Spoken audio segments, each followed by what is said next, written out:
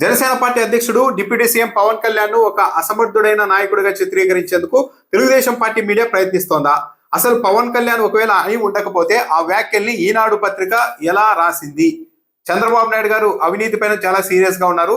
Janasena party ఎమ్మెల్యేలు కూడా అవినీతి చేస్తున్నారు, వాళ్ళ మీద కూడా చంద్రబాబు నాయుడు గారు సీరియస్ గా ఉన్నారు అన్న ఒక అభిప్రాయం వచ్చేలాగా సొంతంగా ఒకవేళ పవన్ కళ్యాణ్ ఆ వ్యాఖ్యలు అని ఉండకపోతే సొంతంగా ఈనాడు ఏ ఉద్దేశంతో రాసింది అన్నదే ఇప్పుడు ఒక ప్రధాన ప్రశ్న.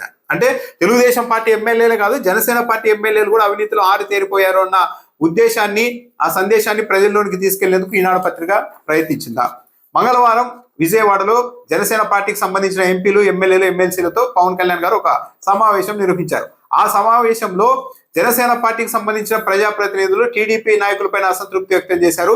ప్రతి చోట వాళ్ళు మమ్మల్ని అణచివేస్తున్నారన్న ఉద్దేశంతో మాట్లాడారు. పవన్ కళ్యాణ్ దృష్టికి జనసేన పార్టీకి టీడీపీ నుంచి వస్తున్న ఇబ్బందులు వివరించారు అన్నది అన్ని మీడియా సంస్థల్లోనూ ప్రధానంగా కవర్ అయింది. కానీ ఒక ఈనాడు పత్రిక మాత్రం మరో అంశాన్ని ప్రచురించింది. ఎప్పుడు? బుధవారం. మంగళవారం సమావేశం జరిగితే బుధవారం. అయితే ఈరోజు దానికి వివరణ ఇచ్చే ప్రయత్నం కూడా మళ్ళీ ఈనాడు ఈరోజు ఒక వార్త రాసింది. ఎంత చెప్పినా మారరా, సీఎం చంద్రబాబు హెచ్చరించే పరిస్థితి ఎందుకు వస్తోంది? ఉప ముఖ్యమంత్రి పవన్ కళ్యాణ్ ఆ సమావేశంలో జనసేన పార్టీ ప్రజాప్రతినిధులపైన పవన్ కళ్యాణ్ అసంతృప్తి వ్యక్తం చేశారు. అవినీతి ఆరోపణలు ఎక్కువగా ఉన్నాయి, ఎంత చెప్పినా వారిలో మార్పు రావడం లేదని జనసేన పార్టీ అధ్యక్షుడు ఉప ముఖ్యమంత్రి పవన్ కళ్యాణ్ గారు అసంతృప్తి వ్యక్తం చేసినట్టు, ఆరోపణలపై సీఎం చంద్రబాబు హెచ్చరించే వరకు పరిస్థితి ఎందుకు తెచ్చుకుంటున్నారని నిలదీశారు. అంటే జనసేన పార్టీకి సంబంధించిన ఎమ్మెల్యేలు, ప్రజాప్రతినిధులు అవినీతులు, బెదిరింపులు, వసూళ్లు చేస్తుంటే చంద్రబాబు నాయుడు గారు హెచ్చరించే వరకు పరిస్థితి తెలిపింది, అలా ఎందుకు తెచ్చుకున్నారు అని పవన్ కళ్యాణ్ గారు ప్రశ్నించినట్టు రాశారు. కొందరు ఎమ్మెల్యేలు పరిశ్రమల్లో జరిగే ప్రమాదాన్ని బూచిగా చూపెట్టి బెదిరిస్తున్నారు, ప్రజాప్రతినిధులు వసూళ్లు చేస్తున్నారని పరిశ్రమల నుంచి ఆరోపణలు వస్తున్నాయి, రాష్ట్రానికి పరిశ్రమలు తేవడానికి ఎంతో కష్టపడుతున్నాం, మిమ్మల్ని నమ్మి టికెట్ ఇచ్చాం, ఇలా చేస్తే పార్టీ గౌరవం భంగం కలిగించిన వారవుతారు అని జనసేన పార్టీ ఎమ్మెల్యేల మీద పవన్ కళ్యాణ్ గారు ఆగ్రహం వ్యక్తం చేశారని నిన్న ఈనాడులో రాశారు. అంటే డైరెక్ట్ గా వసూళ్లకు పాల్పడుతున్నారు, అవినీతి ఇష్టానుసారం చేస్తూ ఉన్నారు అని అర్థం వచ్చేలాగా. అయితే ఈనాడు పత్రికలో వచ్చిన వార్తలో అవాస్తవం ఉంది, వాస్తవం లేదు అంటూ జనసేన పార్టీ రాజకీయ కార్యదర్శి హరిప్రసాద్ ఒక ప్రకటన విడుదల చేశారంటూ మళ్ళీ ఈరోజు ఈనాడు పత్రిక రాసింది. పవన్ అలాంటి వ్యాఖ్యలు చేయలేదు, ప్రజాప్రతినిధులపై అసంతృప్తి వ్యక్తం చేయలేదు, అలా చేసినట్టు ఈనాడులో వచ్చిన వార్తలో వాస్తవం లేదు అని హరిప్రసాద్ చెప్పారు అని ఈరోజు ఈనాడులోనే రాశారు. మరి నిజంగానే ఇప్పుడు ఎవరు అవాస్తవాలు చెప్తున్నారు పబ్లిక్ కి?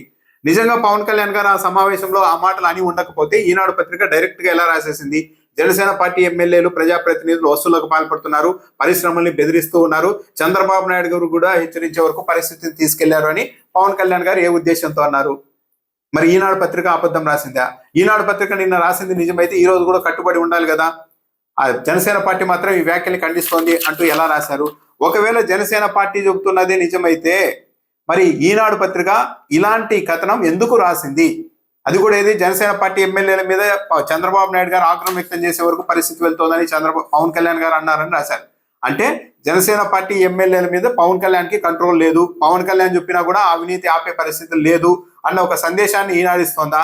చివరకు చంద్రబాబు నాయుడు గారు సీరియస్ అయితేనే పరిస్థితి అదుపులోకి వచ్చేలాగా అప్పటికి కూడా సాధ్యం కాలేదన్న ఒక అభిప్రాయం. అంటే చంద్రబాబు నాయుడు గారు అవినీతికి వ్యతిరేకంగా ప్రజాప్రతినిధుల పైన కఠినంగా ఉంటున్నారని అర్థం వచ్చేలా రాశారా? అంటే ఇక్కడ పవన్ కళ్యాణ్ తన పార్టీ ఎమ్మెల్యేలను కూడా కంట్రోల్ చేయలేని ఒక అసమర్థుడు అన్న అభిప్రాయం అయితే పబ్లిక్ లోనికి పంపించే ప్రయత్నం చేశారు.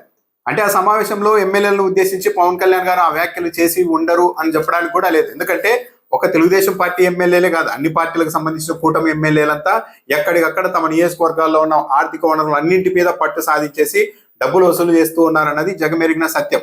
జనసేన పార్టీకి సంబంధించిన ఒక ఎమ్మెల్యే తొలి ఏడాదిలోనే 100 కోట్ల రూపాయలు సంపాదించేశారట కదా అని చెప్పి తెలుగుదేశం పార్టీ మాజీ మంత్రి దేవినేని ఉమానే చెప్పిన ఒక ఆడియో టేప్ కూడా బయటకు వచ్చింది. దాంతో పాటు విశాఖపట్నం ఏరియాలో భూదందాలకు జనసేన పార్టీ ఎమ్మెల్యే ఒకరు పాల్పడుతున్నారన్న ఆరోపణలు వచ్చాయి. ప్రతి చోట కూడా ఆరోపణలు అయితే ఉన్నాయి. తెలుగుదేశం పార్టీ ఎమ్మెల్యేల మీద ఉన్నాయి, జనసేన పార్టీ ఎమ్మెల్యేల మీద కూడా ఉన్నాయి. ఇక్కడ ఎవరు అతీతం కాదు. కాకపోతే ఎక్కువగా ప్రచారం తెలుగుదేశం పార్టీ ఎమ్మెల్యేలకు సంబంధించిన అవినీతి మీదే జరుగుతూ వస్తోంది.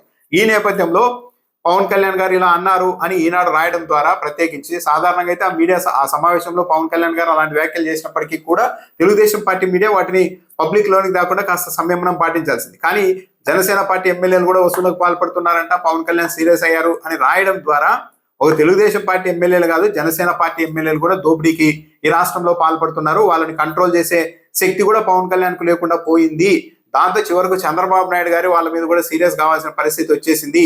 మొత్తం మీద చంద్రబాబు నాయుడు బలమైన నాయకుడు, పవన్ కళ్యాణ్ సొంత పార్టీ ఎమ్మెల్యేలను కూడా అదుపు చేయలేని ఒక శక్తి లేని నాయకుడు అని చిత్రీకరించే ప్రయత్నం ఈనాడు చేసిందా?